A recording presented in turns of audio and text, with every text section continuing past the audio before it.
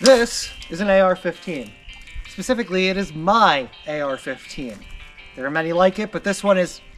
No, seriously. This is an AR. It has an 18-inch barrel with a 1 7 twist. That means for every 7 inches, there is one full twist of the barrel. This is an AK. This is also chambered in 5.56. It also has an 18-inch barrel with a 1 7 twist. The bullet leaving the AK, this particular AK, and the bullet leaving my AR ballistically do exactly the same thing. But you can very simply and easily look at these and tell they are different tools set up for different tasks. And the reason they're like that is because human beings set up weapons to our bodies, and our bodies are fucking weird. Weapons reflect the depth and breadth of human weirdness because our human conditions are so wildly varied and all of them are valid, but they change so drastically between different people, different needs, different concepts of how the future should go, that the idea of guns is a reflection of our weirdness and a reflection of humanity's breadth. Guns are gay. Or at bare minimum, I would like to argue that firearms fall under a lot of the definitions of queer that are the most practical and useful for defining that word at all. Queer has always been a strange word to define because it has always been a gray space. The Q in LGBTQ is queer. Lesbian, gay, bi, trans, queer. It technically continues to questioning, intersex, asexual, two-spirit, because the idea was always supposed to be it's a giant acronym that covers the depth and breadth of human weirdness. It is a wide breadth of expression of how we exist, both as ourselves and as larger connected units. Queer, personally, is the easy umbrella term. When people ask me what my gender or my sexuality is, I often find it easier to answer queer than taking out the whiteboard and explaining Gender 101, 102, 201, and several advanced courses on human sexuality and gender studies that would be needed. My gender is essentially what happens when someone filling out a form fills in all of the gender boxes as a joke, and it turns out you don't get another form. Getting someone from men and women are the only options to that is a process and actual work. It is often far more energy and time than either of us want me spending, so it's easy to simply say I'm queer when I'm asked both what my gender is and my sexuality is. But even those terms we have to define because there's a lot of different shit in that term. Sexuality is simply your identity relative to the gender of the person you want to be partnered with.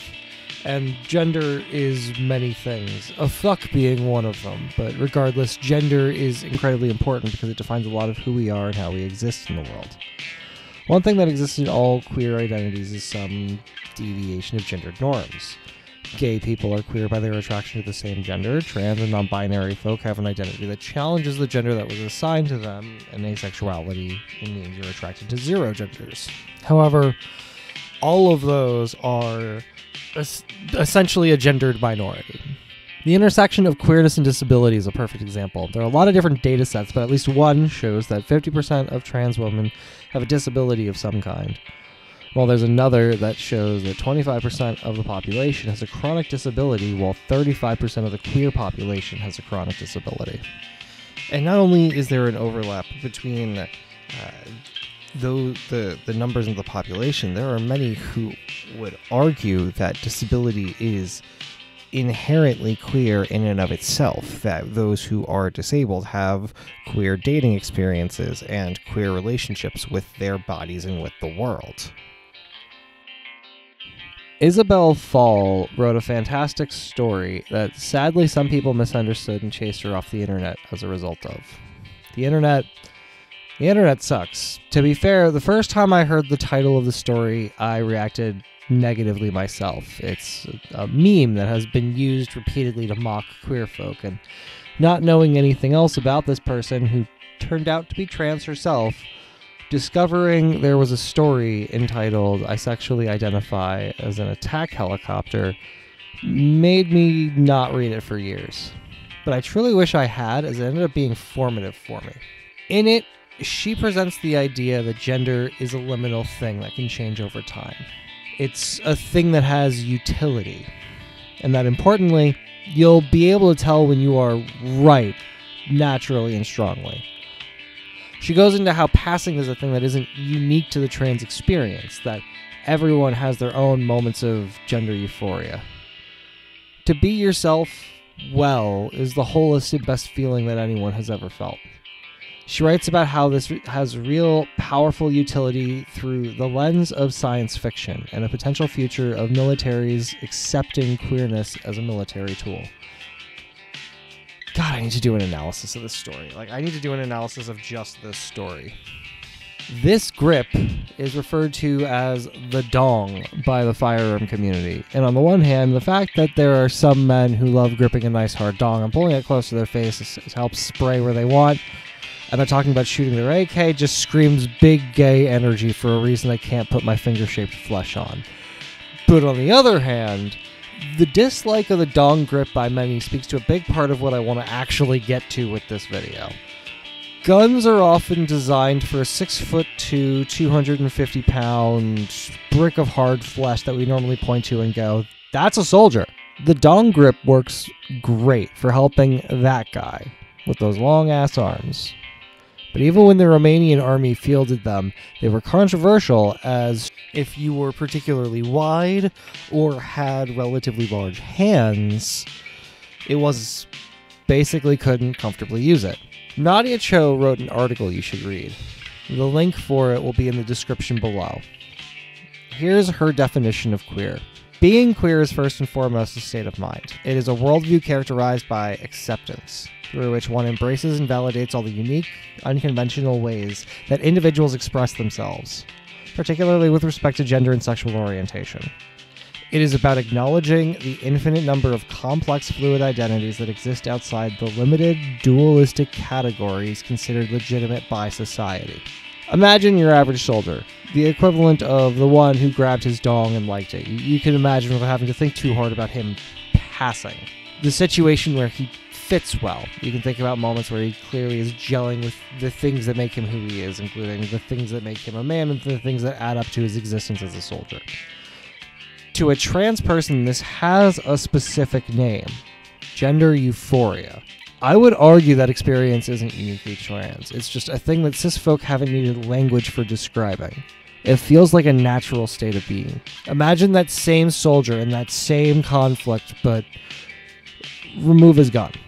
Same conflict, same fight, but you wouldn't say that he passes because of how he is incongruous with who he is, what his existence is. We're all strange. Our bodies are sacks of fluids held together by rock-like sticks surrounding a really advanced version of a compost pile, and everybody has different fluids, different sticks, and vaguely different shapes. We are body nightmares incarnate, and there is a lot of power in making you feel ashamed of that. Every single one of these is the same gun built for somebody else's needs. They are wildly different in a range of calibers, in a range of sizes, shapes, and yet they all started as an AR at its core. We do this because we adapt them to our bodies, and our bodies are in a number of strange shapes and sizes, and what we do with them is just as varied. We adapt these guns so that we too can pass, that our world can feel like our universe makes sense as a cohesive whole, and that our immediate surroundings fit our needs. Thank you to everybody who tuned in. I really do appreciate it. Thank you to my Patreon supporters, especially if you want to support the channel directly or just my ability to keep making this kind of stuff. Definitely head on over to Patreon. You can get access to all of the content a day early. I just created a new tier where you can also get shouted out at the end of all of the videos. But yeah, that's going to be it. Thank you all for watching. I really do appreciate it. Stay dangerous, y'all. Keep each other safe. And remember, moral doesn't mean legal. And Stonewall was a fucking riot. Peace.